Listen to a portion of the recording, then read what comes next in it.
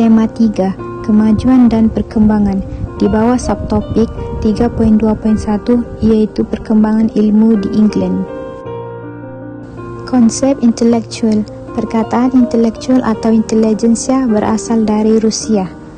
Golongan intelektual merupakan golongan yang mengandung ilmu pengetahuan dan semangat keintelektual.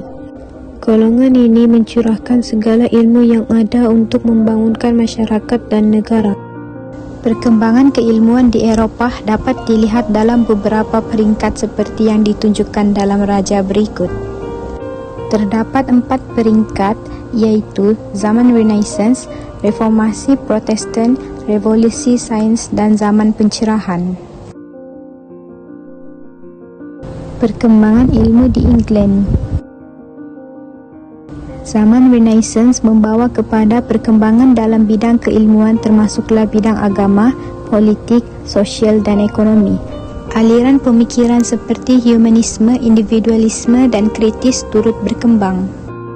Peringkat 1. Zaman Renaissance. Renaissance bermaksud kelahiran semula yang merujuk kepada perkembangan keilmuan atau keintelektual sastra dan seni. Zaman Renaissance bermula di Itali dan akhirnya merebak ke Eropah. Zaman Renaissance juga dianggap sebagai zaman pemulihan semula selepas tragedi Black Death dan masalah politik yang melanda Eropah pada abad ke-14. Masa berlangsungnya zaman Renaissance, berlaku perubahan dalam masyarakat Eropah yang mencakupi beberapa aspek.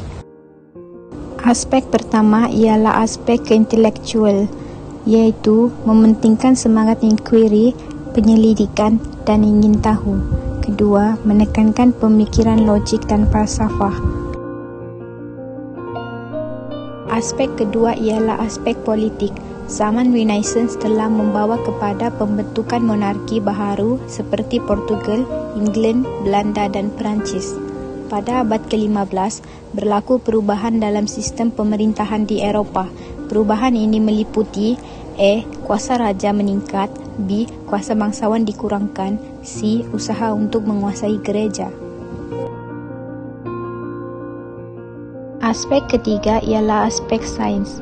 Zaman Renaissance merupakan permulaan kepada revolusi sains yang tercetus pada abad ke-17. Ahli-ahli sains pada ketika itu mula menekankan kaedah saintifik yang bertentangan dengan pendapat tokoh lama, mementingkan aspek pemerhatian dalam kajian. Hasil penemuan mesti disertakan dengan bukti empirikal. Aspek keempat ialah aspek seni dan seni bina.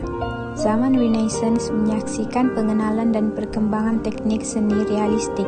Teknik ini berkembang dan menjadi permulaan kepada kaedah seni baru yang menggambarkan alam semula jadi secara realistik.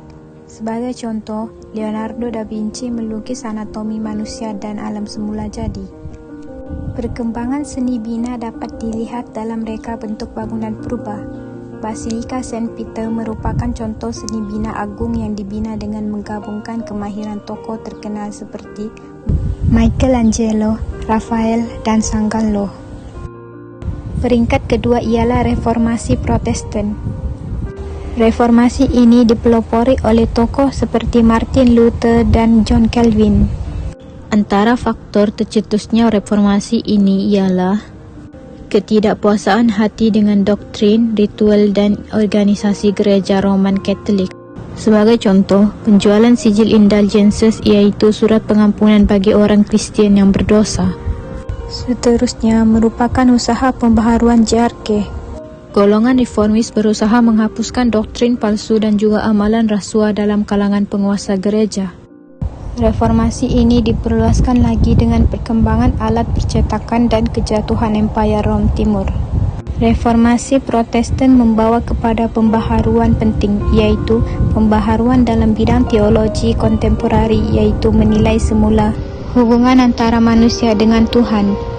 Kesan pembaharuan ini membawa kepada perpecahan gereja kepada dua aliran, yaitu Gereja Roman Katolik dan Gereja Protestan.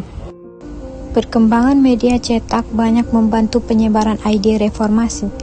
Kitab Bible telah diterjemahkan ke dalam bahasa Jerman sekaligus telah merangsang perkembangan literasi. Peringkat ketiga ialah revolusi sains. Pada abad ke-16 dan ke-17, banyak penemuan baru dalam bidang sains. Kepercayaan lama yang dianggap karut dan misteri yang ditakuti oleh manusia telah diganti dengan ilmu dan akal. Kemunculan dan perkembangan revolusi sains menjadi batu asas kepada perkembangan sains moden. Ilmu pengetahuan berkembang pesat dengan penemuan dan idea baru yang tidak wujud sebelum ini. Peringkat terakhir iaitu zaman pencerahan. Perkembangan revolusi sains telah membawa kepada munculnya zaman pencerahan. Zaman pencerahan merujuk kepada era perubahan masyarakat daripada zaman kegelapan atau kejahilan kepada zaman baru yang lebih moden. Pernyataan di bawah menunjukkan tokoh-tokoh terkenal di zaman pencerahan. Rumusan kepada subtopik ini ialah: pertama, zaman Renaissance telah melahirkan masyarakat Eropah yang berpengetahuan. Kedua, perkembangan dalam bidang intelektual, agama, sains, dan kesenian telah membawa perubahan yang besar dalam aspek pemikiran dan kehidupan masyarakat Eropah. Dan yang terakhir, ramai tokoh yang muncul dengan penemuan dan idea baru sehingga mendorong kepada pembentukan masyarakat yang lebih moden.